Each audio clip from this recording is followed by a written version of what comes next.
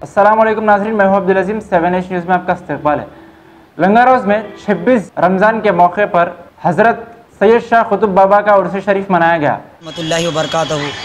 आज 26 रमज़ान के मौके पर हज़रत सैयद शाह कुतुब बाबा का उर्स शरीफ रिंग रोड चौरस्ते पे पिलर नंबर 102 के पास बारगाह का उर्स शरीफ किया जा रहा है और उसके मौके पर सुगना फंक्शन हॉल में इफ्तार और खाने का भी इंतज़ाम किया गया है।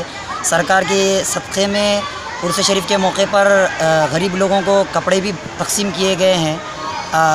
हमारे एक पप्पू भाई साहब उसमें ताउन भी करते हैं बारगाह में, उन्होंने भी अल्हम्दुलिल्लाह उनका भी बहुत बड़ा सपोर्ट है।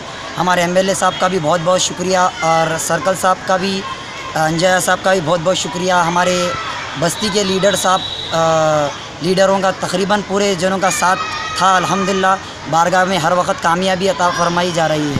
अस्सलामु अलैकुम। इसी मौके पर आज 10:30 बजे के टाइम पे संदल मुबारक भी चढ़ाया जाता है। हज़रत के पास नातिया महफ़िल और सलाम की महफ़िल भी की जाती है। अल्हम्दुलिल्लाह ये सिलसिला काफ़ी सालों से चलते हुए आ रहा है। अल्लाह का शुक्र है हमारे लिए बस।